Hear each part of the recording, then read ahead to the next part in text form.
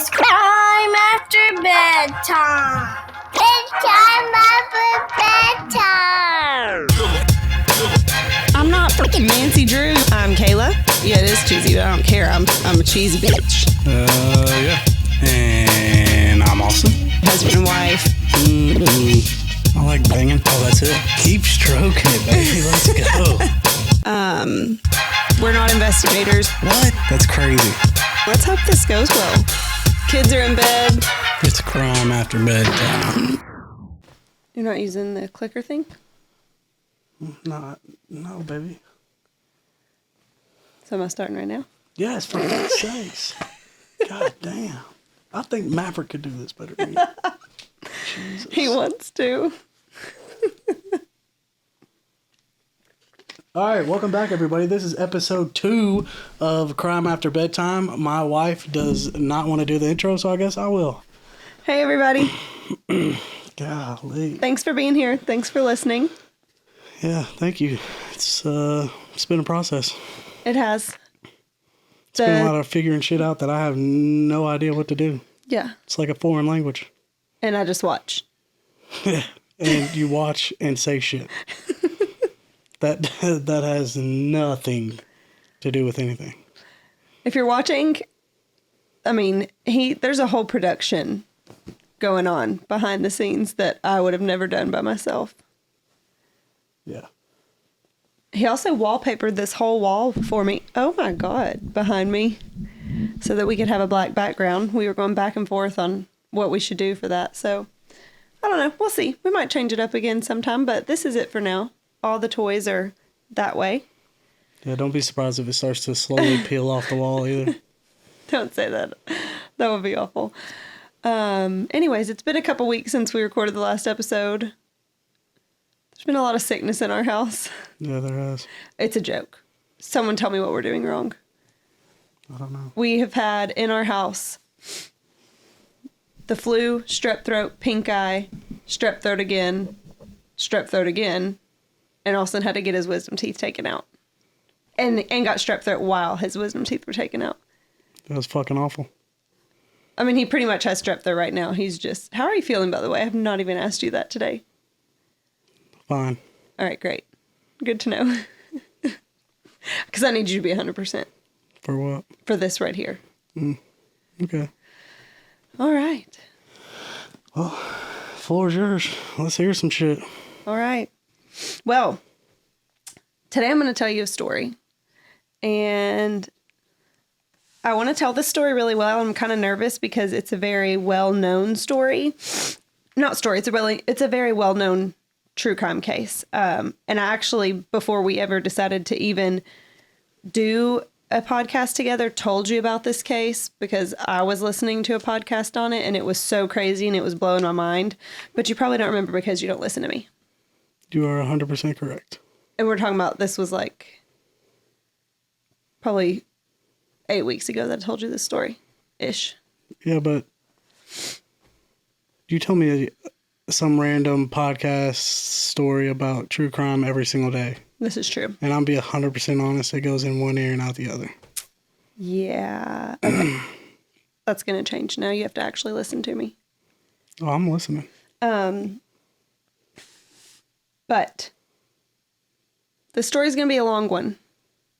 Okay. It's also so long that I couldn't possibly fit it all into just a, however long, this is going to be 35-minute, 45-minute podcast.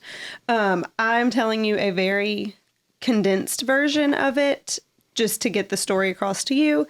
And if we have any listeners that haven't heard of this story, but I highly recommend after you listen to this that you go listen to the podcast, Your Own Backyard.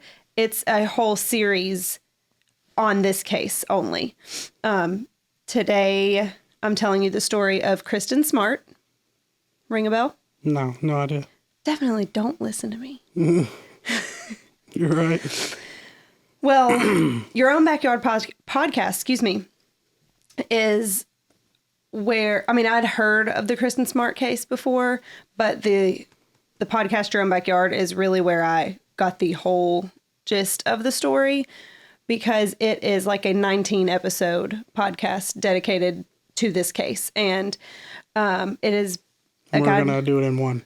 Yeah. Okay. Yeah. Yeah, but this guy, Chris Lambert, he's an investigative journalist.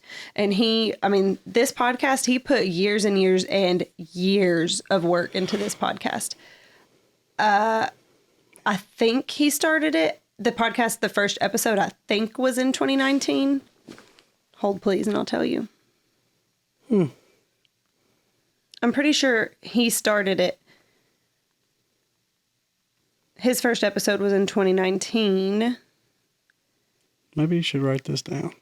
Well, I mean, that wasn't a super important thing to say, but I was just telling you, yes, his first episode was in 2019, but he started his own investigating in this like years before. Like, he has put so much footwork into this. He traveled to where she was from, where she went missing from. Like, you just got to go listen to it. And then he even does updates. So I think there's only probably like a handful, like 15 episodes of the actual story, and then the rest of them are like updates on the case. So you can listen to my condensed version, but definitely go listen to his podcast after, especially if you're a true crime, binge listener like I am. I couldn't stop listening to that podcast. I got a lot of information from his podcast, along with multiple other sources that we will list in the show notes. So I'm going to tell you the story about Kristin Smart. Let's hear it. Kristin Denise Smart was born February 20th, 1977. She was the firstborn child to her parents, Stan and Denise Smart. Do you laugh? No, kind of like I breathed or yawned or something. I don't know. I thought you were making fun of me. No. Her parents were... Never. Very sarcastic. Her parents were educators, and she was actually born in Germany, Augsburg, Germany, because they were teaching what were they teaching? The children of military personnel. My notes, I've got to find like a better way. Like, my notes is just a whole entire page of notes, so I lose myself easily. Yeah, you got to fix that. I know. I'm new to this. I know. We look like amateurs up here. We are amateurs. I know. I'm just saying. Okay. She was born in Germany, which I thought was pretty cool. Her parents were teaching military personnel over there. But they did move to... What were they teaching? I don't know. Oh, I was just curious. But they moved to Stockton, California. And that's kind of where she lives at the time of our story. She was the oldest of 3. She had a little brother and a little sister. I do just want to kind of start out about telling the type of person that Kristin was. She had a passion for life, and she loved to travel and dreamed of becoming an architect and traveling the world. She had high aspirations for herself. Big word. Yes. She was a camp counselor in Hawaii, which is just freaking cool. Can you imagine being a teenager? She lives in California. I guess it's not like, we live in Tennessee. I guess there's a big difference, but... I was about to say, yeah, there's a huge difference. Yeah, but... Just being a teenager in California than Tennessee. Yeah. But, she just was a camp counselor in California. Can you imagine being a teenager and... Wait, I thought you said Hawaii. I'm sorry, yeah, Hawaii, excuse me. She lived in California. She was a camp counselor in Hawaii. She went off and spent the whole summer in Hawaii by herself, just being a camp counselor. Yeah, that's badass. I know. She was a badass. She was super tall, blonde, gorgeous, super pretty. One thing I loved in a lot of the pictures, she has a hair wrap in her hair. Do you know what that is? Like when you go to the beach and they put the string stuff in your hair, they kind of, you know what I'm talking about? It has beads. Like those ladies that get you off the cruise. Yeah. Yeah. Well, they wanted to braid your hair, but yeah, they do hair wraps too. I only ever had one in my whole life, and I thought it was the coolest thing ever. Like if you came back to school with a hair wrap in your hair, you were cool. What grade was that in? Like 4th, but this was in the 90s when this happened. Anyways, Pursuing her dream of being an architect, Kristin enrolls in her freshman year of college at Cal Poly University in San Luis Obispo, California. So she's about 3 hours and 40 minutes from her home in Stockton. Kristin remained close with her family, calling home every Sunday to check in. So she was still super close with her mom. They probably talked more than that, but like Sunday was a scheduled time that they called, every Sunday. We are in 1996, so, now people in college probably keep up with their mom all day, every day, texting and calling, but 1996, we had landlines. I'm not in college and I do that. Do what? Yeah. I'm not in college and I do that. Yeah, well, I just meant, like, moving far away from home for the first time. But 1996, they had landlines, so... Yeah, that is kind of crazy to think about. I know. It's kind of weird how... They had to send kids off to college and not have a way to be in touch with them 24/7. Yeah, I know, that's weird. And to have a landline, you would have to call their dorm and they may or may not be home. And if they're not home, you don't know where they are. Those were the old days of trying to call your friend's house to see if they were home or whatnot. Yeah. That was I'm 31 and I am pretty certain that my mom knows where I am at all times. Find my friends. Mainly because I'm home at all times. But even if we go do something, I'm in constant contact pretty much with her. She knows if we're going to do something. True. Unless I'm just running to the store. But I talk to my mom every day. She knows what my plans are for the day, what I'm doing.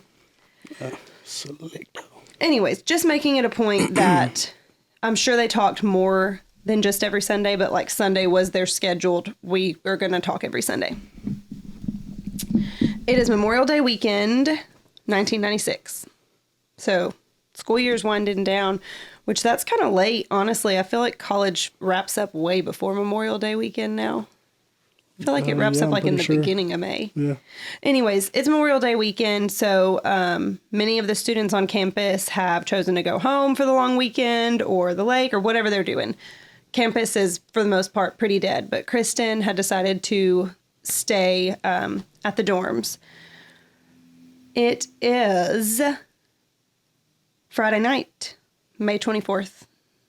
And Kristin decides that she wants to go out and find a party to go to. Fuck yeah. She is with her dorm mate, whose name is Margarita. Margarita? She's like, why is that not my name? Dude. That should be my name. Yeah. Because I love margaritas. I think I got it. I got it.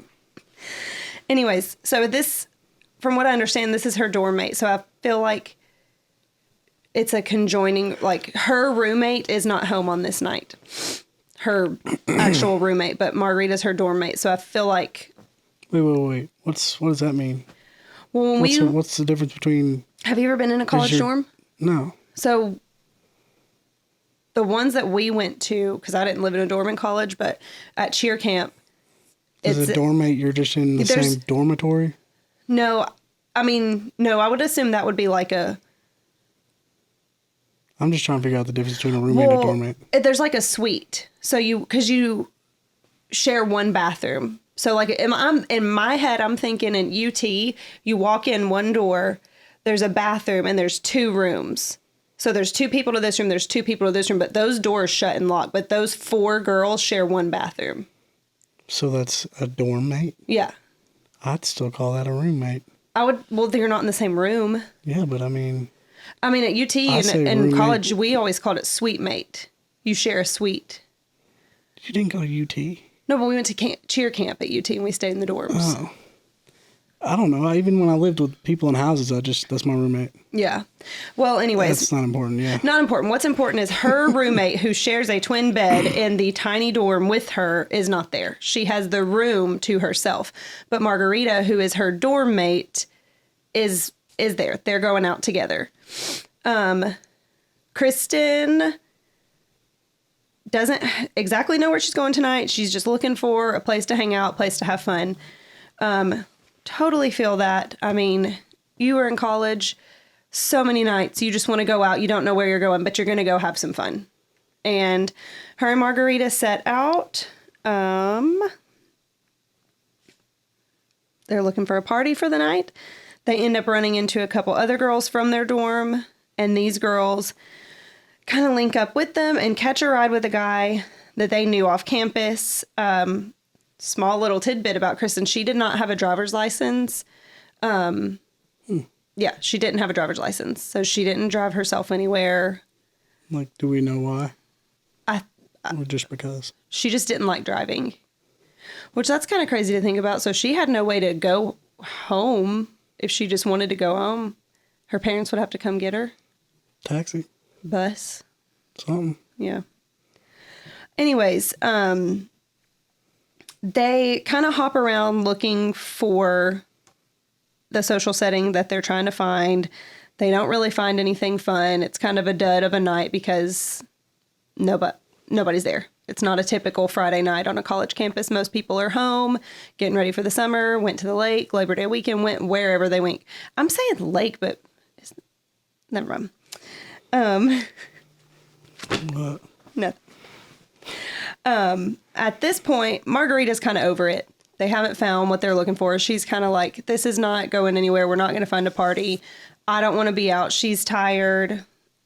So she's kind of like, Kristin, let's go home. Kristin doesn't want to. She's like, no, let's find somewhere. And they kind of go back and forth. And Margarita decides that she's going home. She's like, I'm done. I want to go home. I mean, we've all been in Margarita's shoes, I'm sure. Don't feel like partying anymore. Kind of over it. They've already kind of hopped around looking for somewhere and they're not finding anywhere. Kristin had lost her dorm key. So Margarita gave her hers because at this point it's a little after 10 o'clock. So the dorms are still open. Margarita can just go in, but she knows if Kristin finds the party she's looking for, they're probably going to be locked. So she leaves Kristin with her dorm key and she sets out. Decides to head back to the dorm. Where are they at right now? Like, are they still with dude or what? No, it's just the two of them. They're kind of like on foot now trying to find the party that they want. It's a little after 10 p.m. when the girls part ways. And Margarita says in later interviews that when she left her a little after 10, Kristin was 100% sober. Just a little note. Kristin sets out on her own and she eventually finds the party that she's looking for. She ends up at a house party. It's a small party, nothing big going on. It was kind of like at an unofficial fraternity house. So they don't have like an actual Greek row, I guess, or fraternity houses, but I'm assuming like a bunch of fraternity dudes lived in this house together. So that's just kind of where all the parties were. From what I understand, it was a pretty small party. It wasn't too crazy.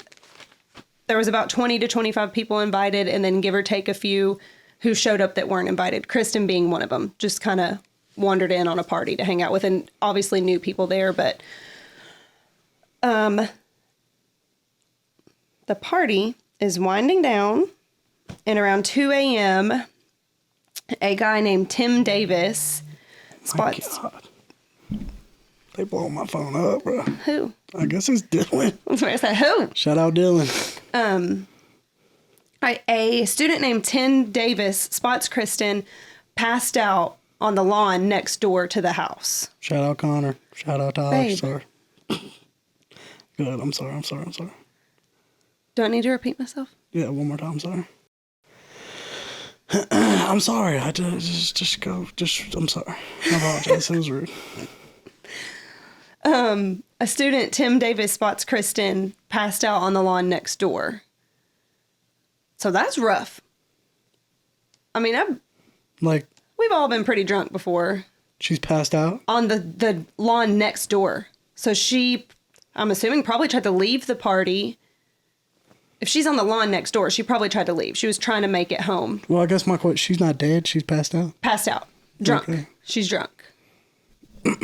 He approaches her and starts trying to help her up, but she is so inebriated that he is like physically having to pick her up. Okay. And from what I understand, this is just an acquaintance. Like he kind of knows her, but not super well. But he decides like, obviously he's going to have to help get her home. She can't walk. He's not going to leave her in the grass in the neighbor's yard. And he is quoted as saying that her demeanor was really weird and like she was on something. which I don't know what that means. Like, No. she could just be really, really drunk and like slurring her words. That never went into detail about why he said that. But what time was it though? 2 a.m. No. When was she found in the? 2 a.m. Oh. Yeah. So we're talking 4 hours. Okay. Which I guess does give you enough time to get that drunk. Because Margarita left her a little after 10 p.m. and she was sober. 100%. But... I mean, look at your sister. Biggest lightweight in the world. Poor Kenzie. She's probably listening right now. It's an ongoing joke. Bless her. Ken's... Lightweight or not, we love her. Yeah, we love her. She's a... But sometimes you just end up ass up at a Titans game. You blink. You talking to Kenzie and you blink and Kenzie's gone. Anyways, but with that being said, there have been mixed reports. Most people say that they didn't see Kristin drinking at this party. I'm listening.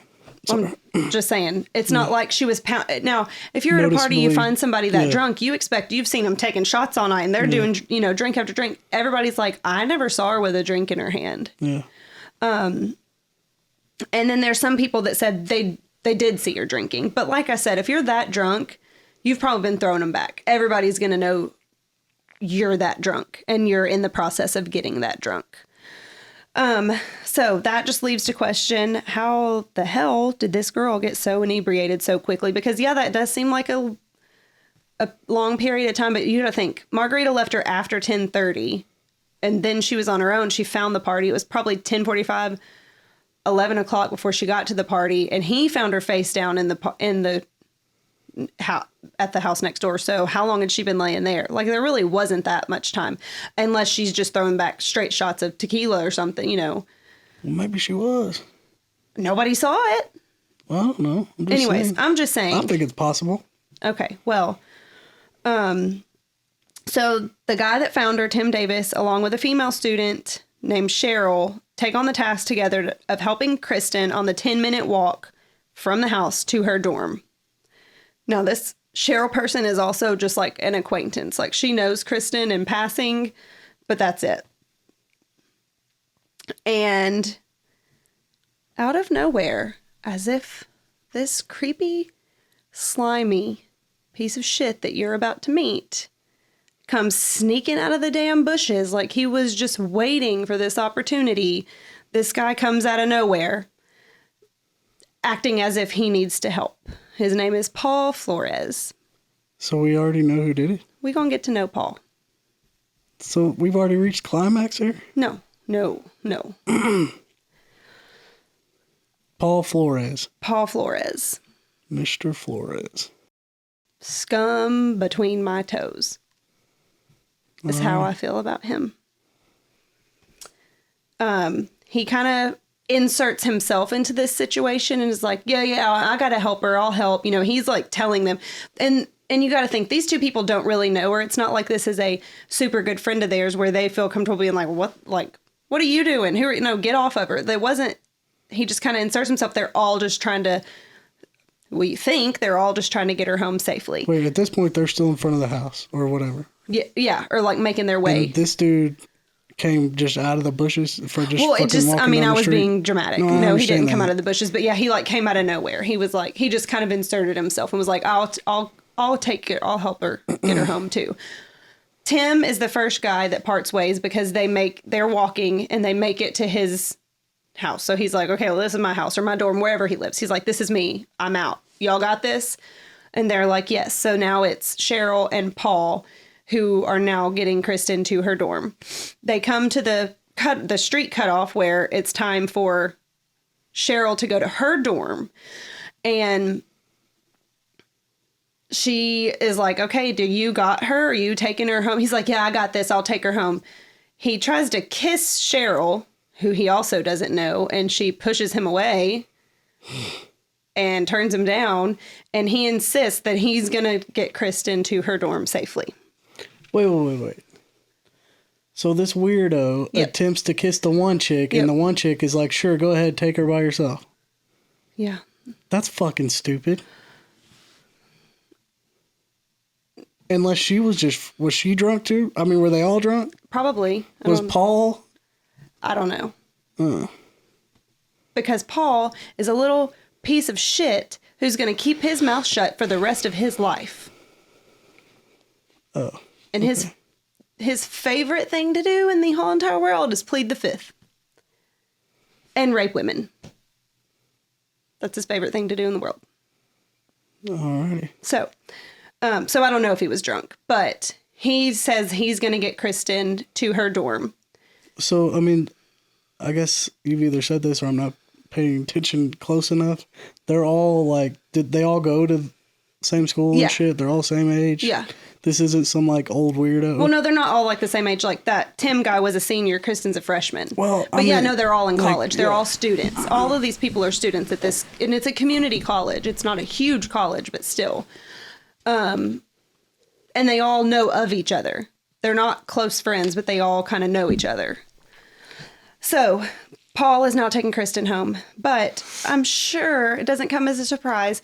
Kristin never made it home that night. I think it's important to note also that Paul Flores is described by numerous different women who knew him as creepy, unsettling. You don't want to be in a room alone with Paul. Don't want to be around him. Like they literally called him Chester the Molester. Like, he was just a known creep. Was this, like, after the fact? So, okay, so... I'm just so confused if this was... Why that chick just let her go if this was a known thing. Maybe, I mean, I don't know. Maybe, number one, maybe she didn't know he was that creepy. Maybe she didn't know him that well. She didn't know Kristin that well. These people all just kind of... I mean, I guess I get it, yeah. I mean, I don't get it, but I get it. Yeah. I think you just have I mean, because I've been at a party. I literally have gotten in a fight because some dude was trying to walk in on a chick. And I was like, dude, just let her do her thing. And then he wanted to make a deal out of it. He's like, no, but I know her. I'm like, the fuck does that mean? Yeah, I know. If you think about you would never let that happen. I would. I mean, you've seen me just being, we were out in Nashville and for your birthday, remember that creepy guy wouldn't leave that girl alone, and I was about to have some words. Like, you and I are just not those people to do that, but this was also 1996.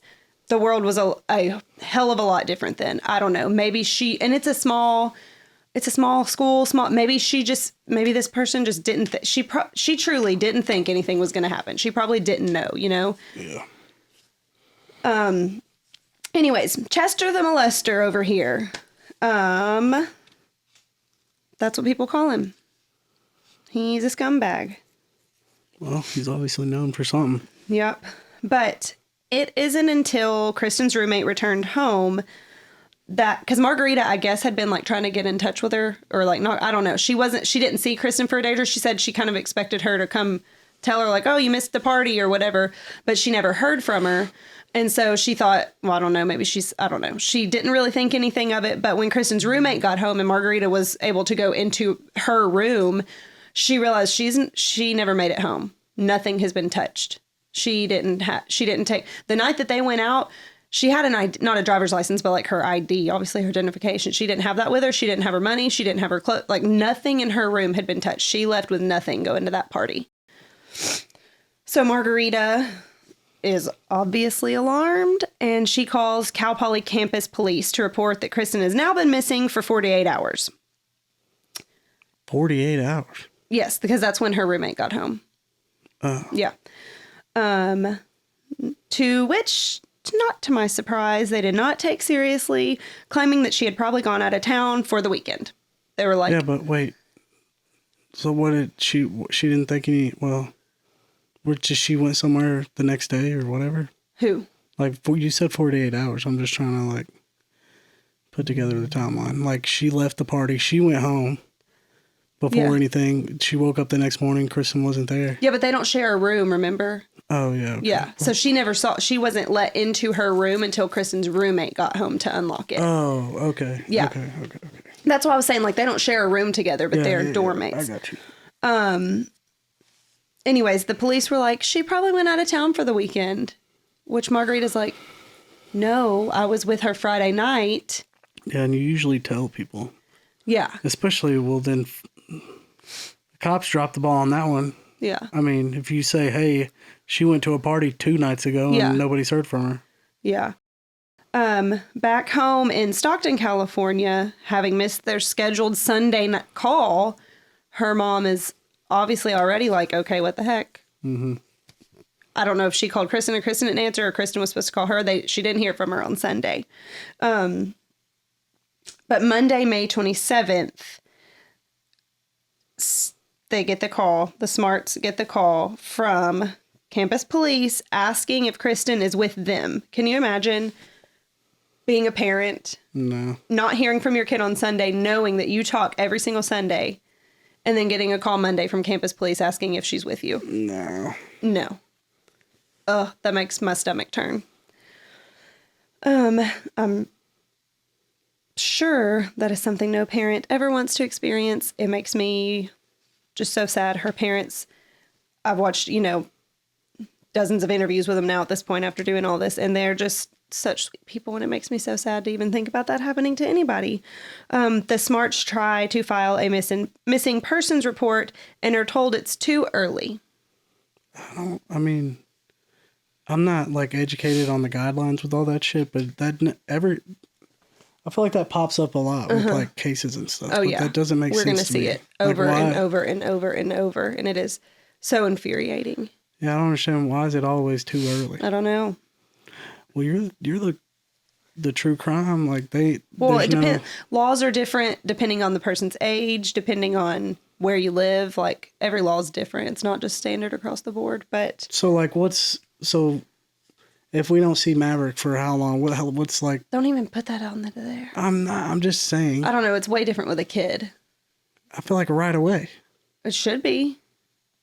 Otherwise, what's the Amber Alert for? I don't know. Anyways, when Cal Poly police finally begin an investigation, Kristin had been missing for 4 days. That's crazy. Yeah, 4 days, and they thought, maybe we should start this investigation. I'd be pissed. And this is the campus police we're still dealing with. Oh, it's not the police? This is the Cal Poly campus police. That's trash.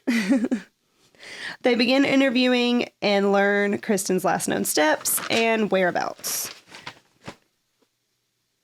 I understand that she was at a party, and it probably took a lot of time to narrow down who saw her when we saw her to finally realize that Paul Flores was the last person to see her. But really, I feel like it shouldn't have taken that long. Well, I guess it depends on... Because Paul is not questioned until 6 days later. Yeah, but I guess it depends on how fast they get down the line. Like, how did it... Yeah. Because they'd have to get to the other two before. Today, with social media and cell phone, it's probably way easier to narrow things down now. Who was at a party and timestamps and stuff. But anyways... When Paul is questioned, he has a black eye and scratches on his hands and knees. And Paul claims that he left Kristin at the entrance to his dorm, leaving her to walk her way to her dorm a little ways down the sidewalk.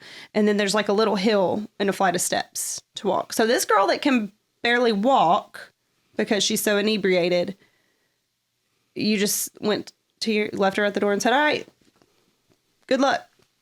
That's what he claims. He walked her to his dorm. Like the way they were walking, they got to his dorm first. So he said he went in and he was like, see you later.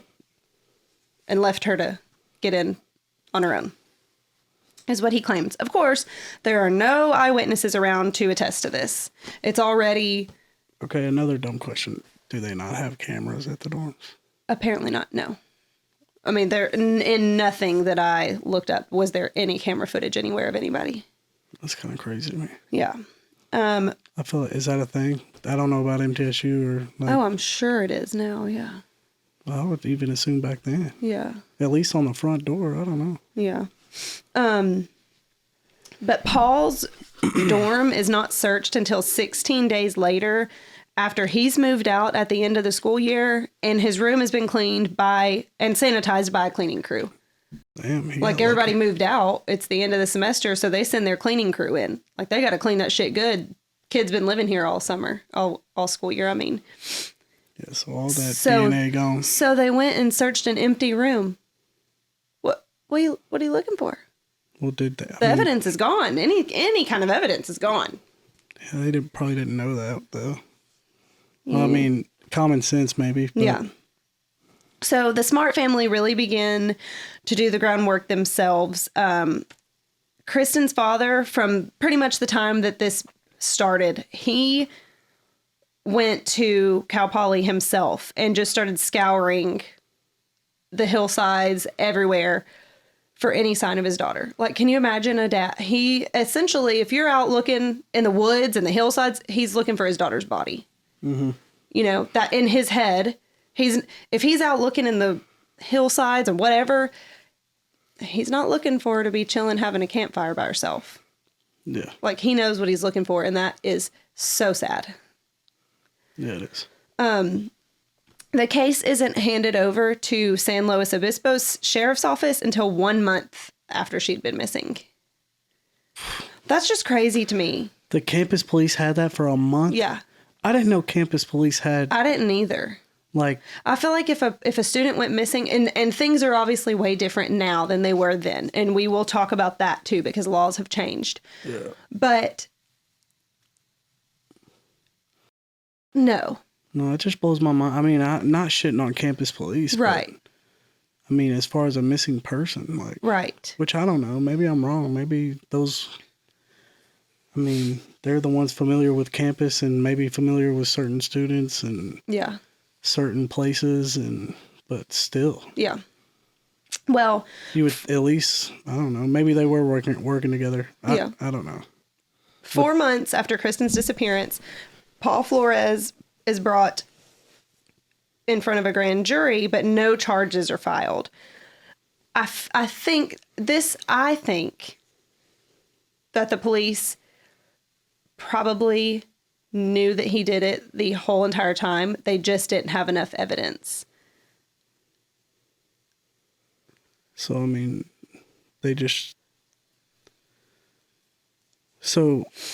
I mean, I'm getting way ahead of this, but like, did he get convicted ever? We'll get there, but this. So you're saying he went to trial? No, he went in front of. So Kristin's parents hired a lawyer and filed a civil. Like, I think everybody knew that Paul had done something, but they just couldn't try him. They didn't have a body. They didn't have any DNA evidence. They didn't even have a hair of Kristin's because his room had been cleaned. They had nothing. They had nothing. So nobody, I mean, they couldn't do anything. At this point, Paul Flores is really the only suspect, but they just don't have enough solid evidence. So let's rewind a little bit back to that black eye and scratches. Paul actually gets arrested 2 days after Kristin's disappearance on unrelated to charges. It was outstanding DUI charges. At this point, police don't have him on their radar for Kristin, but he does get arrested for DUI. So he is questioned. They do ask him what happened to him. And he tells them that he got the black eye while playing basketball with friends. So this is all recorded because he was in, I'm sure once they get him on their radar, they look up and see, oh, well, he was just arrested 2 days after for DUI. Oh, he had black eye. So they're able to pull this up. And then they're probably like, oh, ding, ding, ding. He had a black eye and scratches all over him 2 days after this girl went missing. Anyways, says that he got it playing basketball with friends. But these said friends, I guess they asked the friends, and they said that he already had the black eye when he showed up for basketball, and he told them he didn't know how he got it. He woke up like that. So when police confront him with his inconsistencies, he tells them, oh, I actually hit my eye on the steering wheel while changing out my radio. The other crazy thing is, so if you're sitting in the driver's seat and you're changing out your radio, in whatever crazy world you hit your eye on the steering wheel and get a black eye, it was his right eye. So how would you, if you're changing out the radio and you're bending down this way, you wouldn't hit that eye? I couldn't be a cop. Why? Because of that? Yeah. Well, like, I have a hard enough time. Like, if I asked somebody and they came at me with something dumb like that, like, you I would straight up be like, shut the fuck up, you idiot. I probably would say you couldn't come up with something better than that. You would be horrible. I would say the first thing out of your fucking mouth was, I hit my eye on my steering wheel. My face has never touched my fucking steering wheel. Well, as we can see, he's just flat out lying to the police from the very beginning. Like I said, these police, I think they knew the whole time that he did it. They just, that's such the shitty thing about these types of situations is police can know, and they just, if they don't have enough evidence, they can't try him for this. If they take it to trial, if they arrest him for this and they charge him with this and they take him to trial, but you have an unbiased jury who is just seeing the evidence presented. Yeah, there's no, and he doesn't get convicted, he's free for the rest of his life because you can't double jeopardy. Like that's why nothing happens for so long. I think they had to have like hardcore evidence, even though it seems like there's a lot. This is just getting started. There is a lot. And I feel like we've already put it out there. A little after, and that's why I told you when I was listening to this podcast, I was like, you got to listen to this story. And I told you all this, but you don't listen to me. There's like a file folder in the back of your brain that maybe you put stuff like, I think Kayla told me that one time, but I wasn't listening. No, let's get something straight. I listen to you all day, every day. I just don't remember. Okay. Well, I told you because I was so frustrated. I was like, listen to this case that I'm listening to. This girl went missing. This dude did it. He did it. He did this, this, this, and this. And I told you all this stuff because nothing had happened. I was so frustrated. Anyways, and this was I said it was 8 weeks ago, but we lived in the old house. So, I mean, it's been a little while when I was listening to this. So a little after a month, that's what I wrote. A little over a month after Kristin goes missing, they bring in cadaver dogs to the dorms. There's a handful of them. Doesn't say an exact number. I don't know. 3, 4, 5, whatever. Call me dumb, but what is that? They are a cadaver dog. Is that like a... They're searching for the scent of blood. Okay, so that's a... Let me make sure. I don't know. I just... It's just like a canine dog. That's what I think. That's what I say. Well, I know, and there's different... I mean, there's dogs that are looking for specific things, so I want to make sure. Oh, like a... Well, a cadaver dog is used to locate the remains of deceased victims. But, like, also blood. I wonder... Never mind. Doesn't matter. So the cadaver dogs are brought in after all the students have left, after everything's moved out, after the cleaning crews have been in, stripped, cleaned the rooms.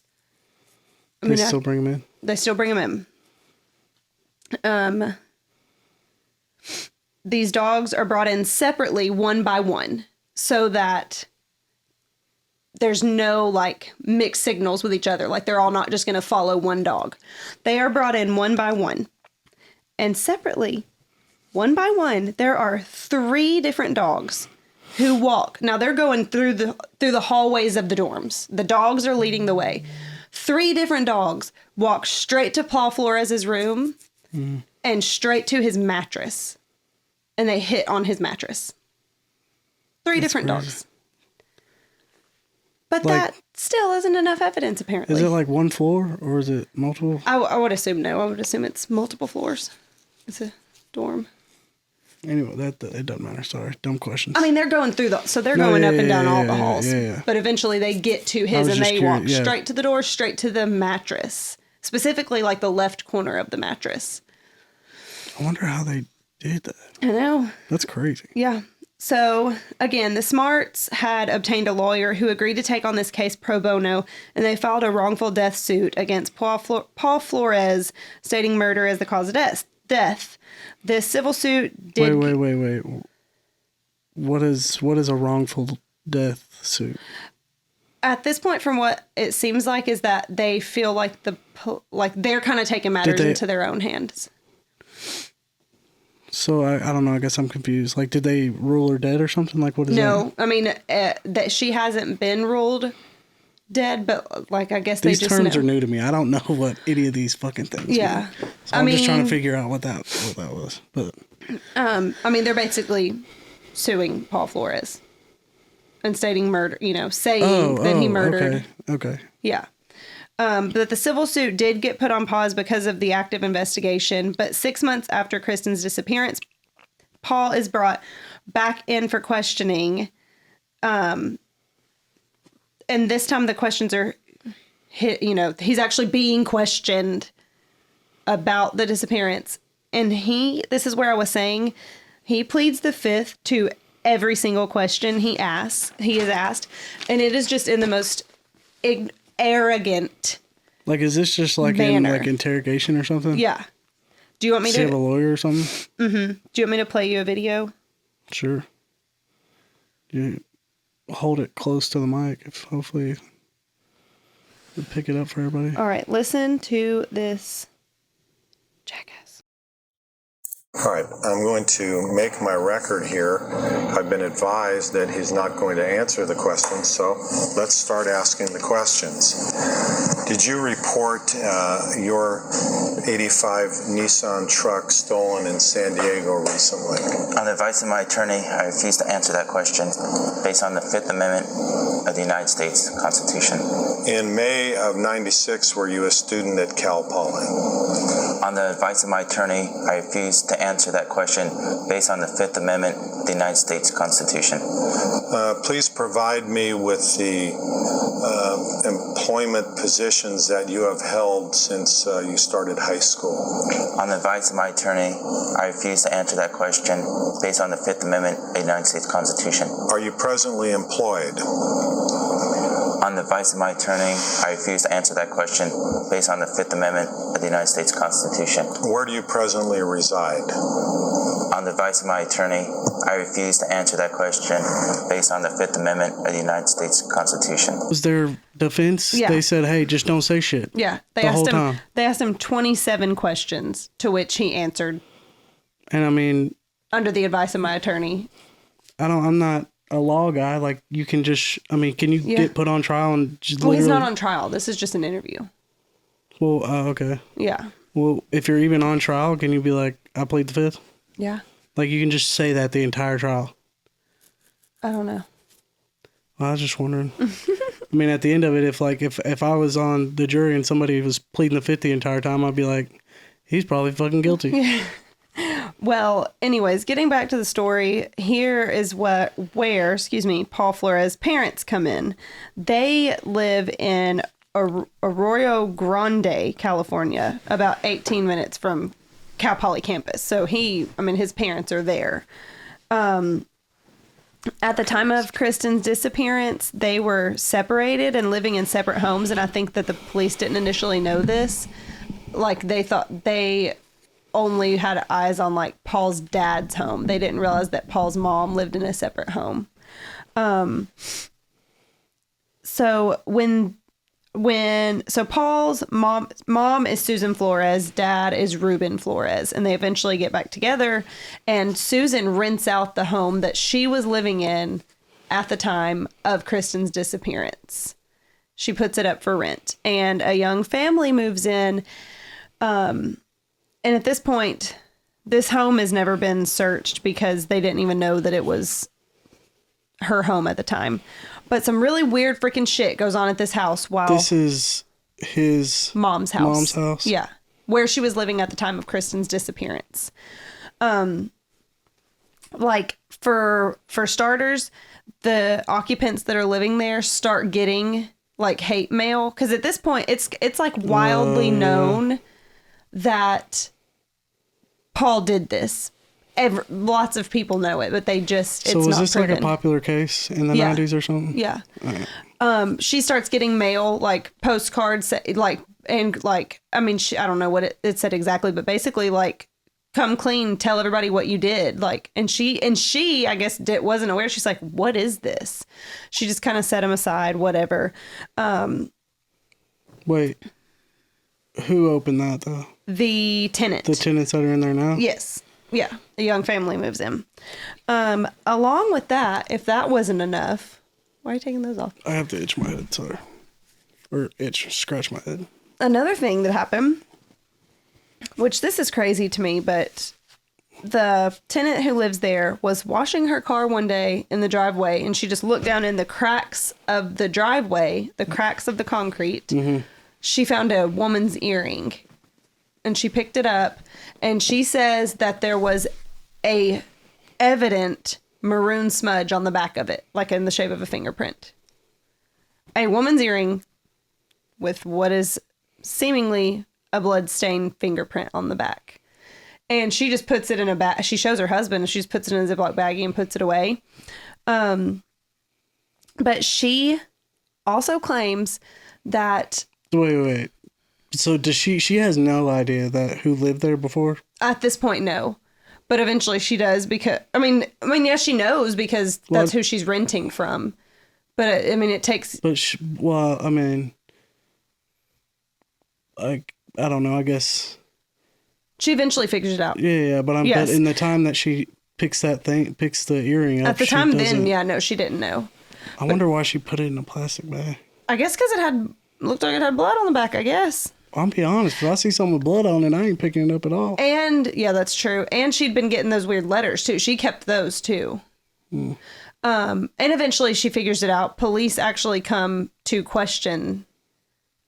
interview them, and they let them in, obviously, and they turn over the earring. Also, the earring matches, and I'll post pictures on the Instagram. It'll be Kristin, the most famous her missing poster, the sign that's on her missing billboard. She's wearing a necklace that matches the earring that the girl found. So what's the timeline between her being murdered or whatever and them finding that earring? I didn't write that down. What do you think? We talking months or? Obviously 1 month, but don't know. All right. Nancy Drew.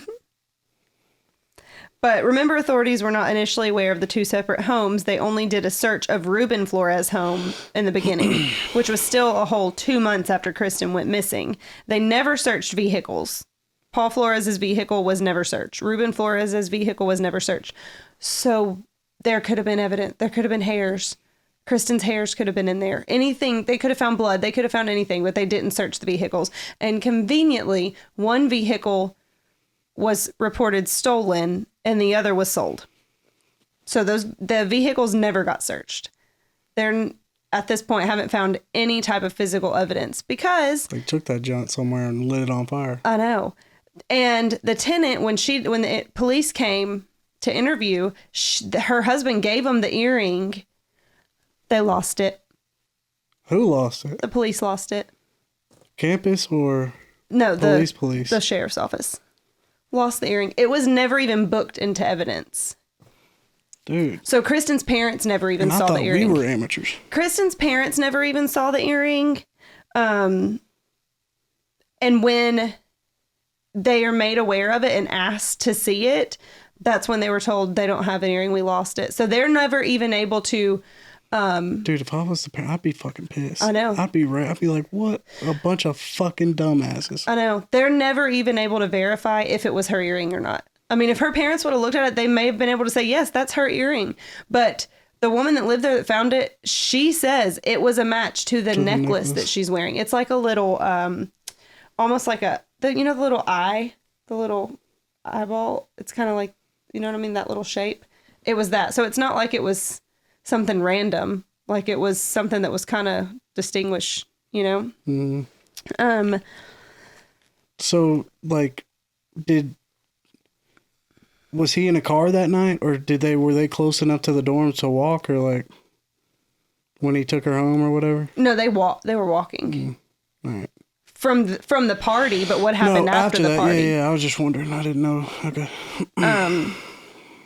So going back to the previous home of Susan Flores, which is now the rental, it really took me a long time to figure this out. I didn't know what they were talking about, but I finally literally Googled Susan Flores concrete planters. And like, that's how big of a deal this is in this case. There are pictures of it.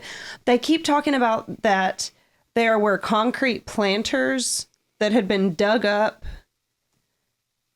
and like concrete was poured in them or something. I'm like, what does that have to do with anything? It's not real. When I hear planter, I think of literally like a flower, like a box, like a...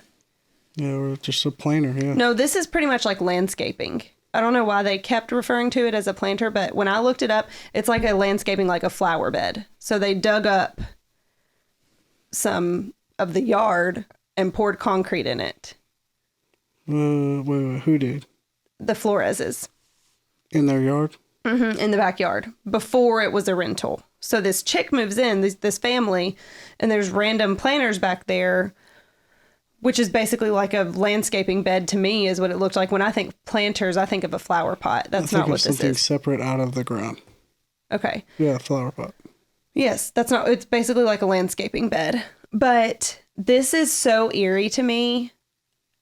This gives me so much, like, I can't believe this woman lived here for this. I don't know how long exactly she lived there, but I can't believe she went through this.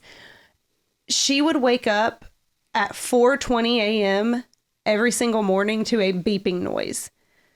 And it sounded like a digital watch alarm. I'm kind of like remembering me telling you this. Yeah.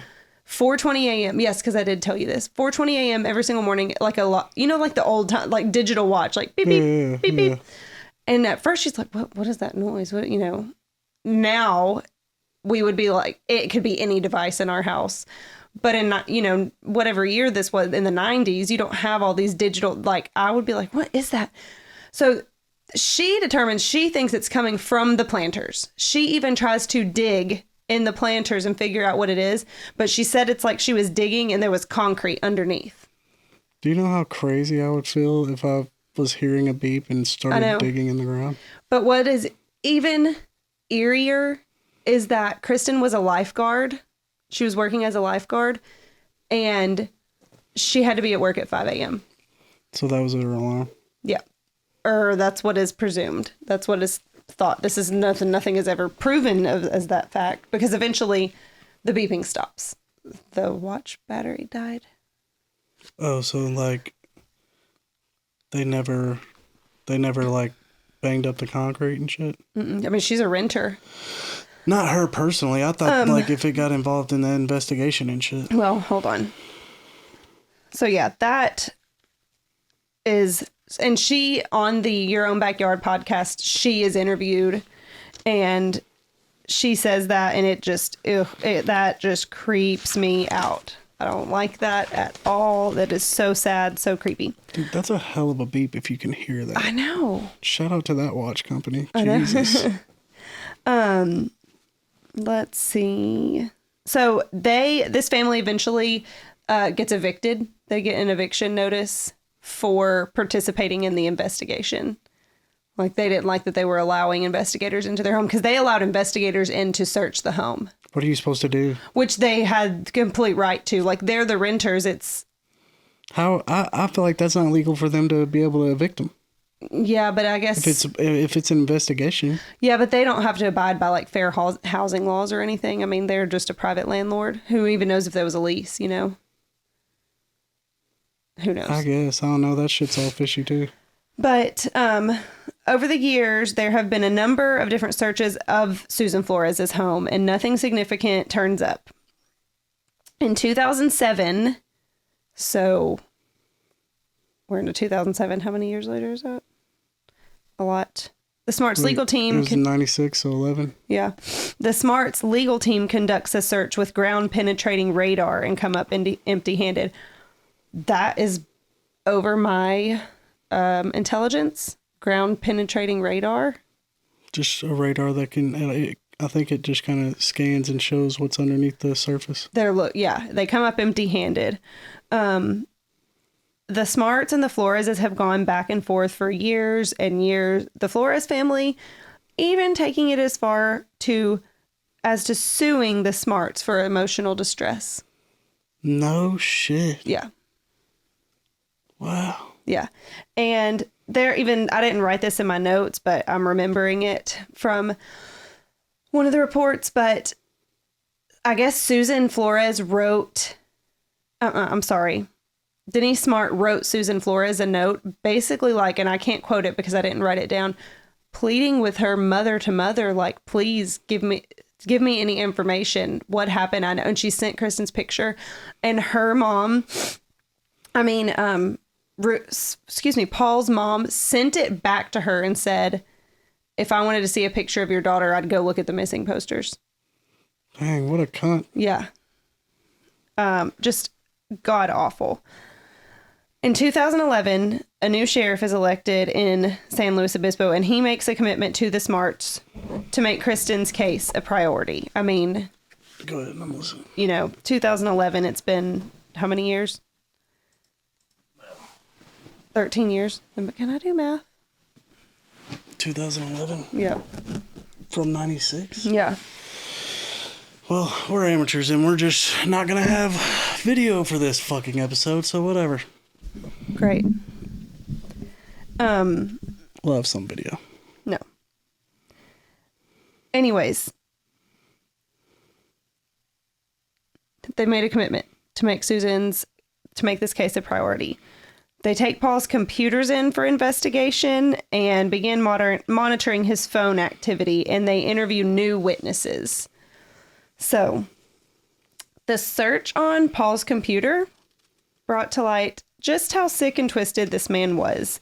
Numerous videos and photos of Paul Flores raping at least 10 different women that were in and out of consciousness. Photos and videos. That he kept on his computer? Yep. That's crazy. Like, ew. Told you he was literally scum of the earth. Also, so many women. Were any more deaths involved, or? Mm-mm. No, not that there's been made aware. So many women have come forth to recount past sexual assaults from Paul Flores, just proving that he is a filthy piece of garbage.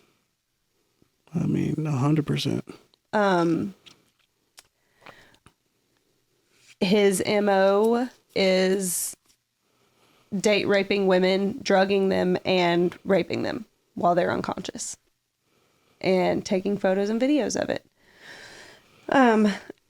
In February of 2020, there was a search of all of the Flores' homes, and just 4 nights after those searches, a tip gets called in stating that one of the neighbors had seen like unusual behavior at the home of Ruben Flores. He said that there were people up like at all hours of the night working on the deck, underneath the deck of the home.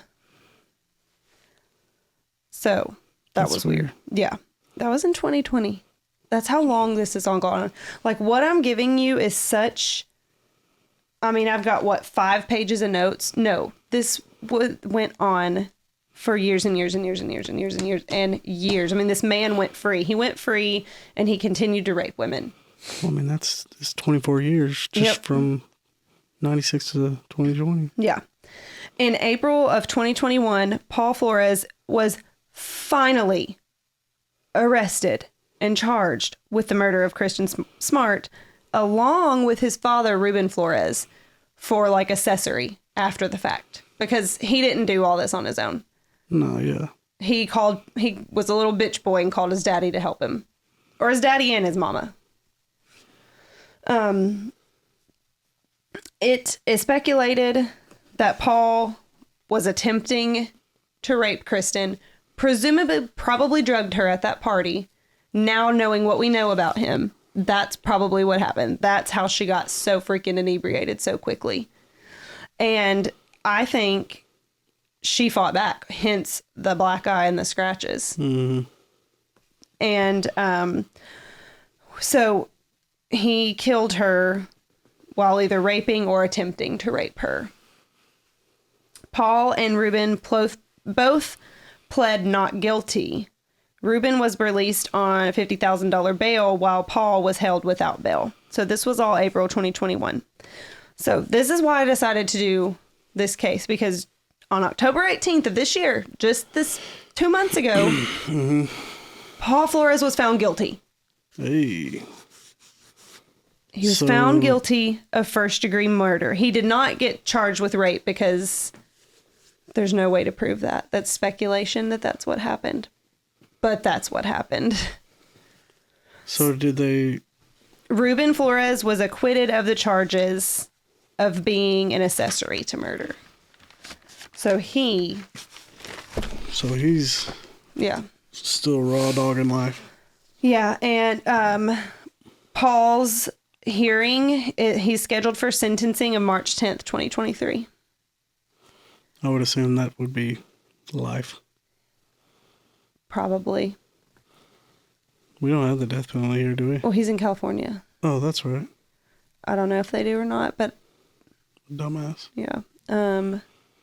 So, I'm sure you have it. Continue.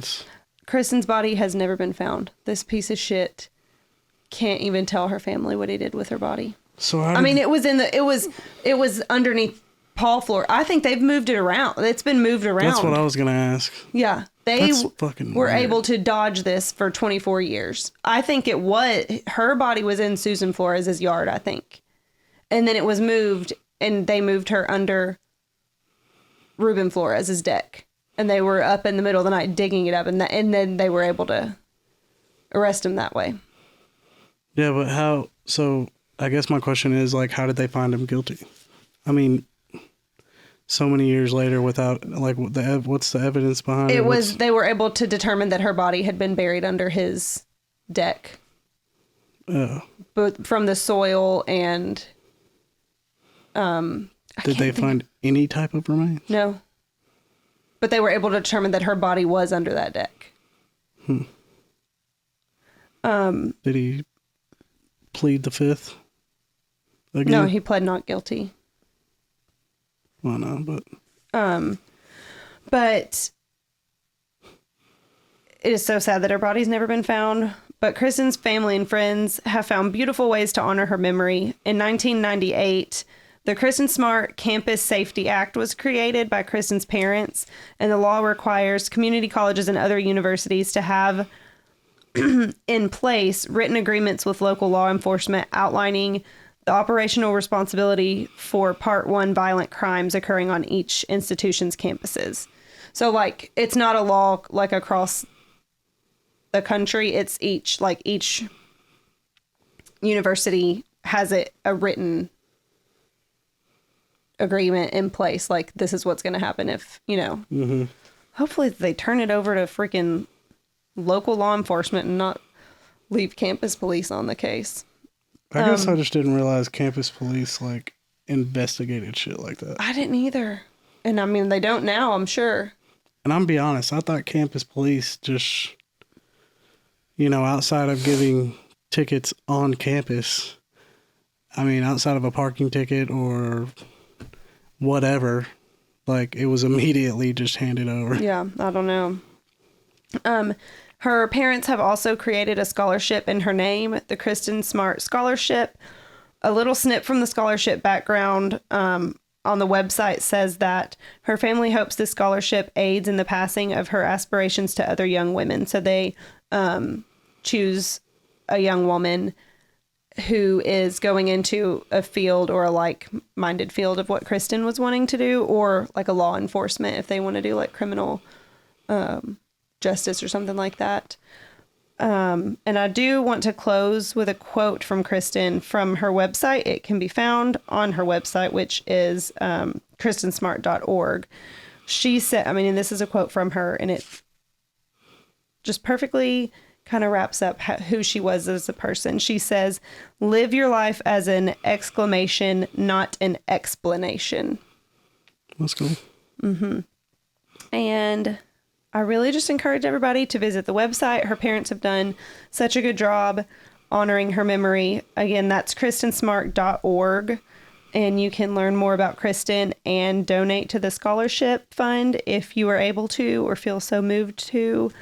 And then I also just encourage you to listen to the Your Own Backyard podcast, because Chris Lambert truly is the reason that, in my opinion, he's the reason that Kristin Smart's case came back into the limelight. I'm not saying he's the reason that Paul Flores was arrested, but...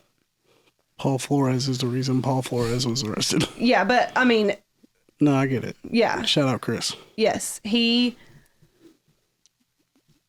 Up until his podcast, it was kind of... It wasn't a cold case. It was never a cold case. They say that. It was never a cold case, ever. They pretty much knew Paul Flores did it, I think. But I think Chris Lambert's podcast gained so much popularity, because it is a extremely popular podcast, that it brought Kristin's case back into the limelight and really brought the investigation back up. His podcast is the reason that people were basically out, really pushing Paul Flores to admit his guilt or, So, I mean, truly, shout out to Chris Lambert, because he should really feel accomplished for that.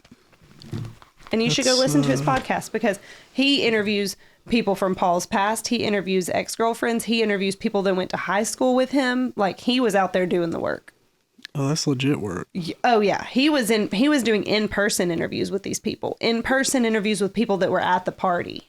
Damn. Yeah. That's why I'm like, you need to go listen to that. That's why I'm like, my podcast couldn't even touch that. But I wanted to give a brief overview for you, and...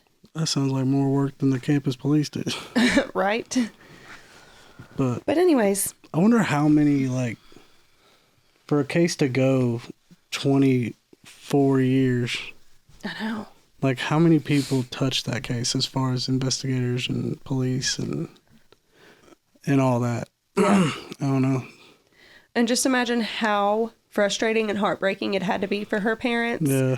To live 24 years without her, and to know that her murderer was out living. Still, and doing the same thing they was done to their daughter.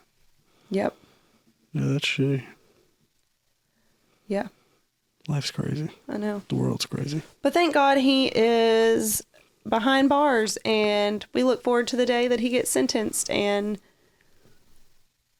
I'm sure, and Paul Flores will definitely do an update. We'll do an update too, I'm sure, because that'll be not an update, a full episode, but an update at least on social media about his sentencing. Yeah. Speaking of social media. Yeah, go follow us on Instagram. Instagram. Let's see. YouTube. Like and subscribe. Yes.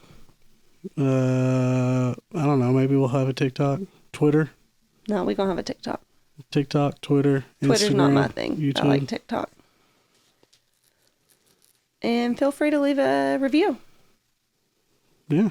Maybe one day we'll get this, I'll get the video straightened out. Yeah, I'm not a tech girl. But I don't think we lost out on too much anyways, but still, it's madly entertaining, oh man, the word just escaped me.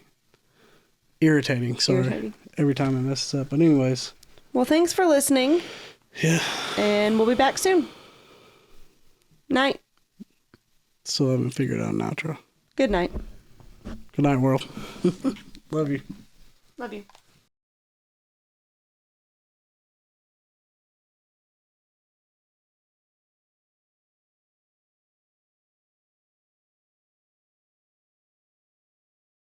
The party is winding down. Wait. What does that mean? Don't feel like partying anymore. We've already reached climax? I'm done. That's trash.